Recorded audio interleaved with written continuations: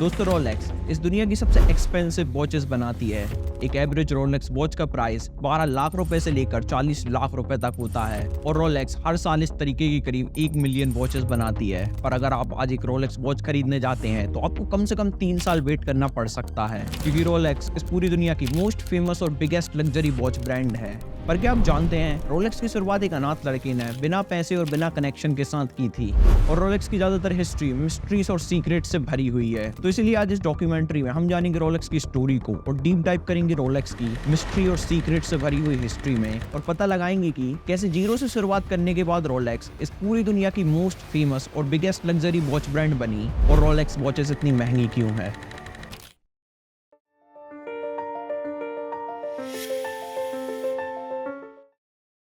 Story की शुरुआत होती है हैंस विल्स्ट्रॉप से, जिसका जन्म ईयर 1881 में जर्मनी में हुआ था। हैंस के पेरेंट्स का नाम आना और जोना विल्स्ट्रॉप था। हैंस का बचपन बहुत ही ज्यादा हंसी खुशी से भरा हुआ था, बट सैडली ये ज्यादा लंबा नहीं था, क्योंकि 12 साल की उम्र में अनएक्सपेक्टेडली कुछ ही महीनों के अंदर हैंस के पेरेंट्स की डेथ हो जाती है। हैंस ने अपने इतने प्यार करने वाले माता पिता को खो दिया था और अब हैंस अनाथ हो चुका था, तो हैंस को अपने अंकल के पास रहने के लिए जाना पड़ता है और वो उसे कुछ समय बाद बोर्डिंग स्कूल भेज देते हैं। और इन सब चीजों की वजह से हैंस डिप्रेशन में चला जाता है, लेकिन डिप्रेशन से बाहर निकलने के लिए हैंस पूरी तरह से पढ़ाई में डूब जाता है और पढ़ाई करते हुए हैंस को डिफरेंट लैंग्वेजेस सीखने में बहुत इंटरेस्ट आता है और पढ़ाई खत्म होने के बाद ये चीज हैंस के बहुत काम आने वाली थी। हैंस अपनी ग्रेजुएशन कंप्लीट करने के बाद स्विट्जरलैंड की कंपनी के लिए काम करने लगता है, जिसका नाम क्यूनो कॉटन था, जो कि पॉकेट वॉच की बहुत बड़ी एक्सपोर्टर थी। और क्योंकि हैंस को इंग्लिश, फ्रेंच और जर्मन आती थी, इसीलिए उसे क्लार्क और लेटर राइटर की जॉब मिल जाती है और वो कंपनी खुद की भी वॉचेस मैन्युफैक्चर करती थी। तो इसी वजह से हैंस को मौका मिलता है वॉचेस को बनाने का और वॉच इंडस्ट्री को करीब से जानने का, क्योंकि उसे अपने काम के दौरान हाथों से करीब 100 से भी ज्यादा वॉचेस डेली बनानी पड़ती थी और हैंस को अपने काम के लिए बहुत ही ज्यादा अप्रिशिएट किया जाता था। इसी वजह से हैंस ऑब्सेस्ड हो गया परफेक्ट वॉचेस बनाने के लिए। लेकिन साल 1903 में हैंस लंदन शिफ्ट हो जाता है एक दूसरी कंपनी में काम करने के लिए और इस कंपनी में हैंस को वॉच मेकिंग की जगह मार्केटिंग की जॉब मिलती है। और जब हैंस नए क्लाइंट से मिलता है वॉचेस सेल करने के लिए, तो इस चीज से हैंस अच्छे से समझ जाता है कि एक वॉच ब्रांड को बड़ा कैसे बनाया जाए और ये भी कि कैसे एक वॉच ब्रांड की सक्सेस में मार्केटिंग कितनी क्रूशियल होती है। और ये सब जानकर और डिफरेंट जॉब करके हैंस बहुत खुश था, पर हैंस का ड्रीम बहुत बड़ा था। वो अपनी स्किल जो उसने इतने सालों में सीखी थी उन्हें वो अपने खुद के काम में लगाना चाहता था। इसीलिए साल 1905 में 24 साल की उम्र में हैंस डिसाइड करता है अपनी खुद की वॉच मेकिंग फर्म खोलने का और अपनी इतने सालों की पूरी सेविंग्स को बिजनेस में लगा देता है। लेकिन उसके सारे पैसे भी बहुत कम होते हैं एक वॉच मेकिंग कंपनी बनाने के लिए। इसीलिए हैंस का brother in law Alfred Davis Hans की कंपनी में ज्यादातर पैसा इन्वेस्ट करता है और को फाउंडर बन जाता है हैंस की कंपनी में और दोनों मिलकर विल्स्ट्रॉप एंड डेविस कंपनी बनाते हैं और स्विट्जरलैंड से वॉच बुलाकर यूके में बेचना शुरू कर देते हैं। और प्रॉब्लम ये थी कि उस समय ब्रिस्ट वॉचेस बिल्कुल भी पॉपुलर नहीं थी और ज्यादातर ब्रिस्ट वॉचेस को फीमेल ज्वेलरी माना जाता था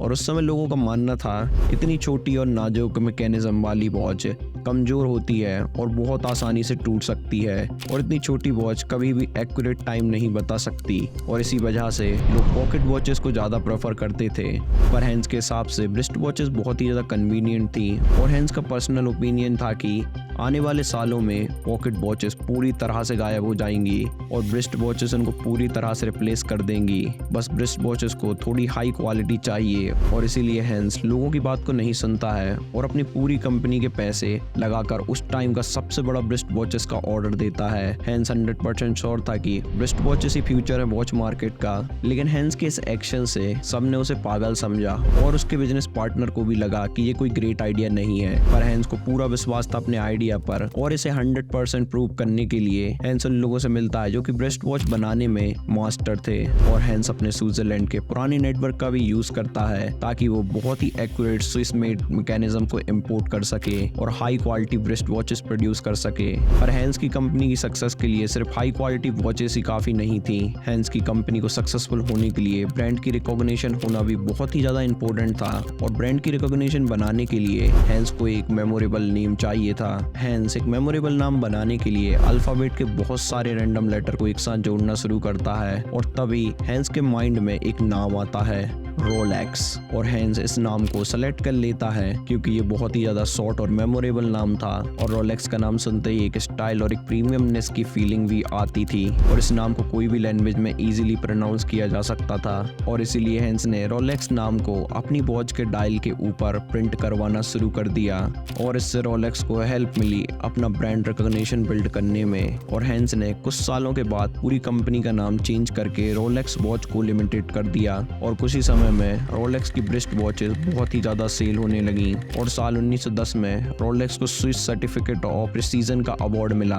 ये अवार्ड पाने वाली रोलेक्स पहली ब्रिस्ट वॉच कंपनी बनी और फिर 1914 में ब्रिटिश कूप ऑब्जर्वेटरी ने रोलेक्स के वॉच को क्लास ए रेटिंग दी, जो कि रोलेक्स से पहले किसी भी ब्रिस्ट वॉच को नहीं दी गई थी। रोलेक्स ने टाइम के साथ अपनी क्वालिटी को और भी ज्यादा बढ़ाया, जिस वजह से वो और भी ज्यादा सेल होने लगी। पर साल 1914 में वर्ल्ड वॉर 1 शुरू हो गया और उस समय रोलेक्स के लंदन हेडक्वार्टर में 60 से भी ज्यादा एम्प्लॉयज काम कर रहे थे और लंदन हेडक्वार्टर ही एक्सपोर्ट सेंटर था। यहाँ से रोलेक्स वॉचेस मार्केट में भेजी जाती थी, लेकिन वॉर के दौरान जर्मनी ब्रिटेन का बहुत बड़ा एनिमी बन चुका था और हैंस भी एक जर्मन था, लेकिन ब्रिटेन में जर्मन्स के खिलाफ नफरत बढ़ रही थी और वॉर के दौरान ब्रिटिश गवर्नमेंट ने भी सभी लग्जरी गुड्स पर 33% टैक्स लगाना स्टार्ट कर दिया। इसीलिए हैंस ने कॉन्फ्लिक्ट्स को अवॉइड करने के लिए और टैक्स बेनिफिट लेने के लिए डिसाइड किया कि वो रोलेक्स कंपनी के हेडक्वार्टर को इंग्लैंड से स्विट्जरलैंड शिफ्ट करेगा, क्योंकि वॉर के समय स्विट्जरलैंड एक न्यूट्रल कंट्री थी और इसीलिए हैंस रोलेक्स के हेडक्वार्टर को स्विट्जरलैंड शिफ्ट कर देता है। और ये काफी जीनियस मूव होता है हैंस का, क्योंकि वर्ल्ड वॉर 1 की वजह से कई सारी बड़ी वॉच ब्रांड्स बैंकक्रप्ट हो जाती हैं, लेकिन न्यूट्रल कंट्री में होने की वजह से रोलेक्स के लिए ये टाइम बहुत ही ज्यादा सक्सेसफुल बन जाता है और रोलेक्स की ब्रिस्ट वॉचेस फेवरेट बन जाती हैं मिलिट्री की,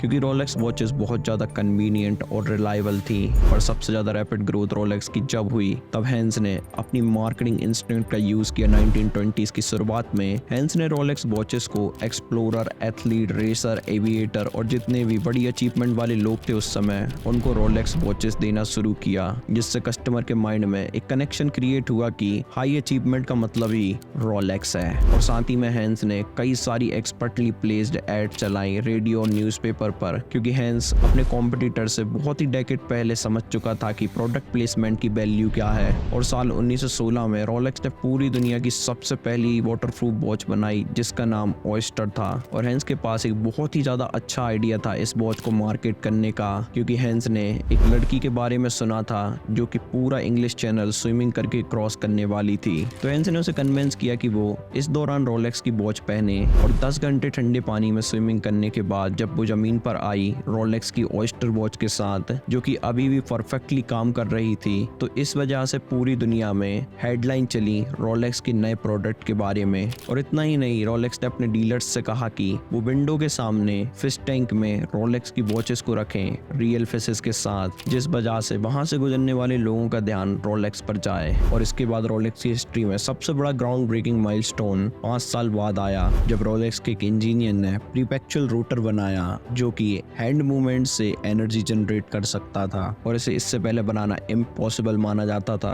और हैंस का एक और मकसद था ये इंश्योर करना कि वर्ल्ड के मोस्ट पॉपुलर लोग रोलेक्स को ही पहने, और ज्यादातर वो लोग जो डेयरिंग चैलेंजेस में इन्वॉल्व है, जैसे कि एवरेस्ट के लिए पहली फ्लाइट रोलेक्स की ऑयस्टर पहने हुई क्रू ने ही की थी। और मैकोलियम चैम्बेल ने 1935 में यूटा में लैंड स्पीड रिकॉर्ड बनाते समय रोलेक्स वॉच ही पहनी थी। और इस तरीके से रोलेक्स ने अपनी स्ट्रेटजी, ग्रेट मार्केटिंग और नए इनोवेशन को मिक्स करते हुए बहुत ही ज्यादा रैपिड एक्सपेंशन किया है और समय के साथ रोलेक्स और भी ज्यादा पॉपुलर होती गई। और साल 1945 में रोलेक्स ने अपनी 40वीं एनिवर्सरी पर एक नई वॉच लॉन्च की, जिसका नाम डेटजर्स था, जो कि पूरी दुनिया की पहली ऐसी वॉच थी जिसके डायल विंडो पर ऑटोमेटिक डेट विंडो थी। और इस वॉच को लॉन्च करने की सेरेमनी से जस्ट पहले हैंस की जिंदगी में बहुत बड़ी ट्रेजेडी हो गई, क्योंकि हैंस ने अपनी प्यारी वाइफ फ्लोरेंस को एक बीमारी की वजह से खो दिया था। उसकी वाइफ ने अभी तक उसका बहुत ज्यादा साथ दिया था और ये हैंस का बहुत ज्यादा बुरा समय था,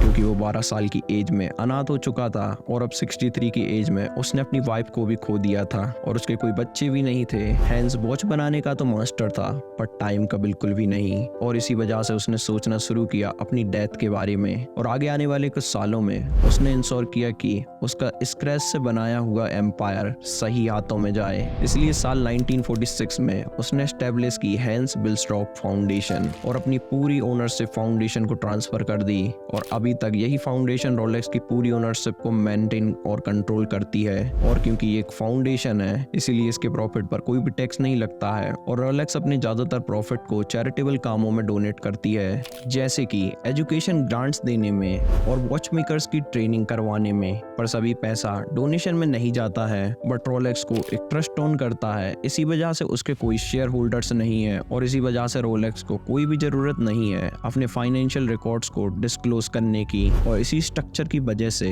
रोलेक्स को दुनिया के मोस्ट सीक्रेटिव बिजनेसेस में से एक कहा जाता है। और जबकि रोलेक्स बहुत ही ज्यादा मोस्ट पॉपुलर ब्रांड है पूरी दुनिया का, उसके बाद भी कुछ ही लोग जानते हैं रोलेक्स के इंटरनल अफेयर्स के बारे में। और यहाँ तक कि लोग ये भी नहीं जानते हैं कि रोलेक्स कैसे मैनेज होती है और कौन इसे मैनेज करता है, और रोलेक्स कितने पैसे कमाती है और रोलेक्स क्या करती है इन पैसों के साथ। और इसीलिए हम कह सकते हैं कि एक फाउंडेशन क्रिएट करना रोलेक्स और उसकी सब्सिडियरी कंपनीज की वेल्थ और पावर को प्रोटेक्ट करने का बहुत ही चालाक तरीका है। और यहाँ तक कि इसे बहुत हाई सीक्रेट रखने के लिए रोलेक्स ने अपने एम्प्लॉय से बहुत स्ट्रिक्ट नॉन डिस्क्लोजर एग्रीमेंट भी साइन करवाया है। और यहाँ पर रोलेक्स बनती है उस बिल्डिंग में फोटो लेना अलाउ नहीं है, और इसीलिए रोलेक्स के बारे में कुछ भी जानना बहुत ही मुश्किल है, क्योंकि उसके सीक्रेट के बारे में किसी को नहीं पता है। हम बस ये जानते हैं कि जब 1960 में हैंस की मौत हुई तो उसके बाद रोलेक्स के नए ओनर ने उसे ताकतवर से ताकतवर बनाया। और 1970s में वॉच मार्केट में कुछ रेवोल्यूशन आया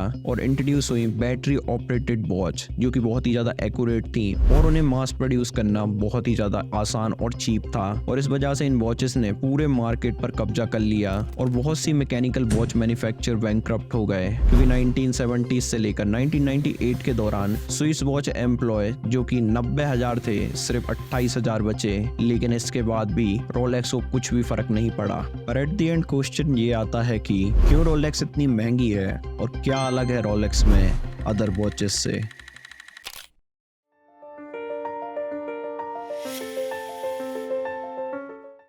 तो रोलेक्स के महंगा होने के पीछे सिर्फ दो ही रीजन है। सबसे पहली उसकी मैन्युफैक्चरिंग और दूसरा है उसकी वैल्यू, जिसे बनने में करीब 1 सेंचुरी लगी है। तो अगर मैन्युफैक्चरिंग की बात करें तो रोलेक्स को बनाना बहुत ही डिफिकल्ट है, क्योंकि काफी ज्यादा प्रिसीजन से रोलेक्स को बनाया जाता है, और इसके अंदर काफी हाई क्वालिटी मटेरियल्स का यूज किया जाता है, जैसे कि 904L स्टेनलेस स्टील। ये दुनिया में सबसे हाई क्वालिटी का स्टील है और इस पर कभी जंग नहीं लगती है, और इसे यूज किया जाता है रोलेक्स बनाने में। और कई सारे टॉप ग्रेड के डायमंड और कई सारे प्रीशियस स्टोन्स। इस वजह से रोलेक्स का प्राइस काफी ज्यादा हो जाता है, और इन सभी चीजों के साथ बहुत ही ज्यादा अटेंशन डिटेलिंग पर दिया जाता है वॉच में। और जब इतनी ज्यादा मेहनत और टाइम लगाया जाता है एक वॉच को बनाने में, और इसे स्विट्जरलैंड में बनाया जाता है, यहाँ पर लेबर्स की सैलरी दुनिया में सबसे ज्यादा है, तो इसी वजह से रोलेक्स इतनी महंगी हो जाती है। लेकिन फिर भी लोग रोलेक्स को क्यों खरीदते हैं, उसके पीछे रीजन है वैल्यू। रोलेक्स की बहुत ज्यादा वैल्यू है। अगर आप एक रोलेक्स पहनते हैं तो आपका स्टेटस और आपकी रिस्पेक्ट सोसाइटी में बढ़ जाती है, ऐसा लोगों का मानना है। इसीलिए लोग रोलेक्स को किसी भी प्राइस पे खरीदने के लिए रेडी हैं, और रोलेक्स इस बात को जानती है